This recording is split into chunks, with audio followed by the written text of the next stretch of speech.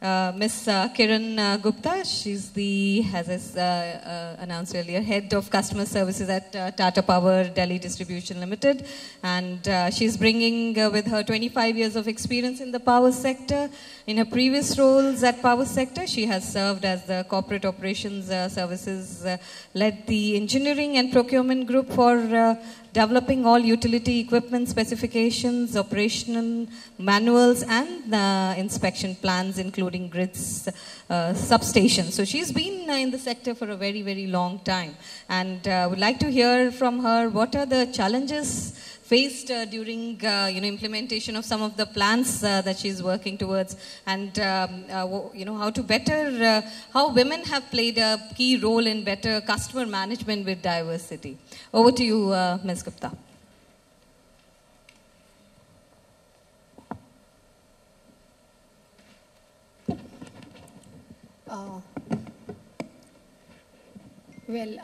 Thanks, Reena.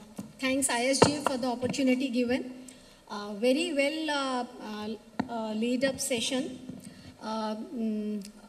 Good laid up topic. However, the less participation perhaps is an indicative of unconscious bias, which we were talking of.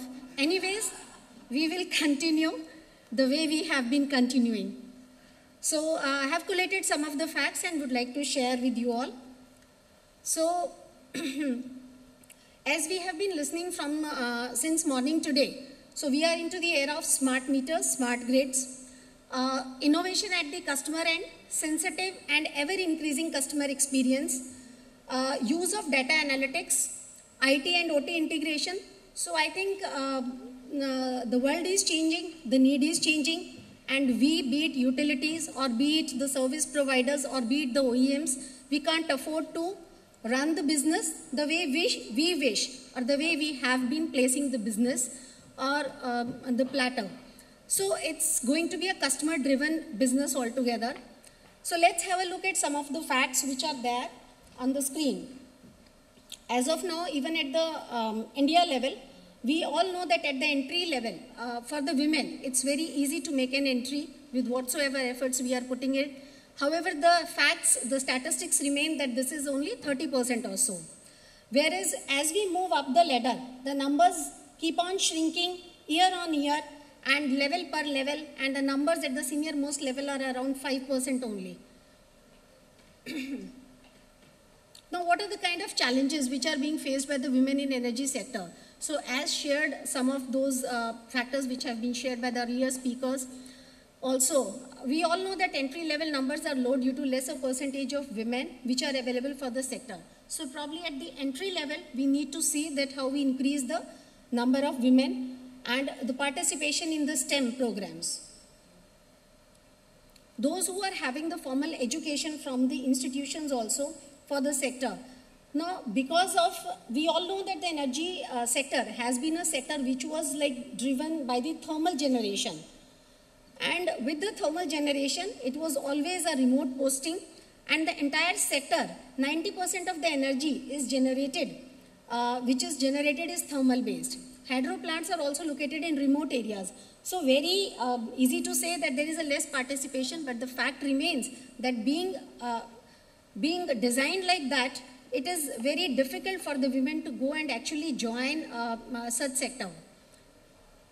Many women tend to drop out of the workforce after having children. We know that's something which comes with the nature. So that remains a fact, but we have to deal with it. Entry into the senior management is also difficult due to lack of cross-functional experience, exposure at the middle level or at the board positions. So you can't join the ladder and then just jump the ladder. There has to be an exposure, there has to be an experience which comes to a professional. Now, how to get that experience and that continuity, that becomes the need of the hour. So, as has been shared by World Bank, Ms. Kavita, there are actions which have been taken up globally. The need has been well recognized, and I think forums like V-Power are taking a lead, and they are associating with utilities. So, I won't take much time over it. And Tata Power DDL is also, Tata Power in fact is also a strategic and institutional partner with the V-Power. And we are trying to put in our best efforts to increase this diversity. World Bank has created the platforms, and there are participants which have joined from South Asian utilities along with female engineering and STEM students. Also, new partners are also being added from the various organizations. Now, as has already been shared, there are some focus areas at the end of the V-Power, and definitely these are going to yield good results in the times to come. So I won't talk much about it. Now, here is a snapshot of the transition in energy sector. How renewables are going to pitch in into the energy sector and are really going to reshape the energy sector. As of now, around 2020, we have 60 to 70% of the energy which is thermal. However, the total sector, the total shape is going to change with the coming times, and by 2050, it's going to be the other way around. So renewables are going to take the major pie of the total energy sector. So that remains a fact. With the renewables coming in, single location concept changing towards localized distribution generation, the concept of prosumer that is already there in the market. Also, we talked about changing customer profile and requirements. So customer is very sensitive. Customer wants a changing experience. DISCOMs no longer can think or continue to behave like the age-old DISCOMs, I would say. Customer's experience is enriching. Customer is more and more coming on the digital platforms. So with that, customer is wanting everything with a one touch. So how to do it? So this transition in energy sector has, we think, ample opportunities for women as well. As I shared earlier, upcoming IT and OT integration, alternative energy sources, predictive analysis, customer service innovations. So I think that this kind of a change in workforce profile of the sector, it requires these skills, and women have definitely an increasing role or an increasing participation in the times to come. Focus on renewable generation, new roles are emerging. We know, I think we have some statistics, maybe World Bank would be having some data. In Afghanistan also, we have started manufacturing and maintenance of solar panels through women. So women, although in the initial, with the conventional kind of an energy sector, they had a difficulty or an inhibition or some kind of a reluctance to go and join the sector in the remote areas, but definitely the message is that with the renewables pitching in, I think women have got a lot more opportunities to participate in the energy sector. At Tata Power DDL also, we have a case study wherein, I will skip the Tata Power background, and at Tata Power DDL, we have a commitment of increasing the women in the workforce by around 20%. Also, the capacity analysis to identify the underrepresented areas, nomination of senior women leaders in the boards of the group companies, empowerment of women consumers. While we are talking of enhancing the gender diversity within the workforce, we are also aiming at increasing the women participation within our customers. And so we have a program called ABHA, wherein we are interacting with the women consumers, women customers, and we are educating them through various programs, and that's how we are enhancing a connect with them so as to actually benefit more out of our customer outreach programs. So it's a kind of a win-win program, and where we find that women actually are playing a better role, and they can play a better role because they are also the home managers. So some kind of a policy support, mentoring by seniors and women leaders, definitely this has a role to play. Special training programs are also in place, Women in Leadership League. So wherein we are like kind of trying to highlight the importance and also showcasing various avenues, various opportunities to the women workforce so that they continue in their ladder of, in their career.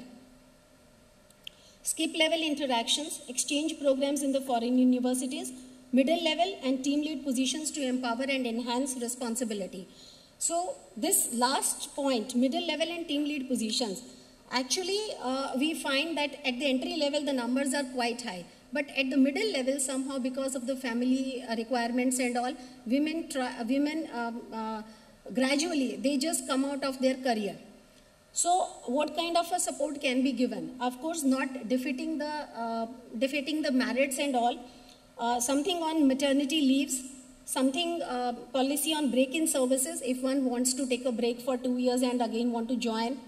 Now when such women or female officers, they come back to the work, so there used to be some kind of a unconscious bias, I would say. So now a special focus is given that like out of the appraisal systems and the kind of performance management system which we have in the company, so they are not made a part of that system. Because for around 6 months, if you are not serving out of a year, probably you can't expect a same performance from that person. This is just one example of a success story. We started with all women customer care centers at Tata Power Delhi, wherein we empowered the women officers to run the customer care in totality, starting from the security till the cashiers to the customer care supervisors. Everyone is a women. And that gave growth opportunities, that increased the confidence of the women officers, and it has really helped us in achieving the better performance also. What was the kind of trigger behind this thought? The thought was that empathetic customer dealing, patient listening to customer, because today's era is not to just deliver what you have in your kitty. It is to listen to the person who is in the front and to understand what is there, to actually plug the missing links so that there is a complete resolution.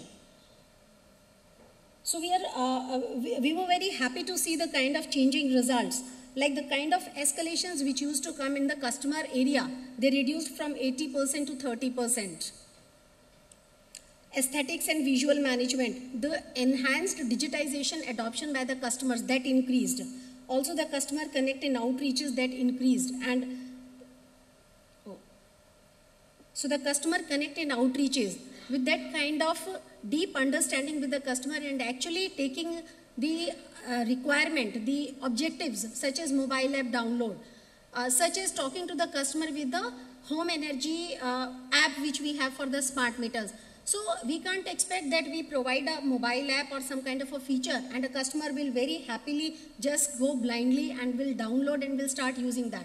So in today's world, with the increasing smart meters, smart grid, there is something we talked in the morning. There was a session. So we talked about consumer counseling. So when we talk about consumer counseling, so I think that's where we perhaps miss on actually delivering the result. So consumer counseling is also another area where we found that with this kind of a case study, the results were much better.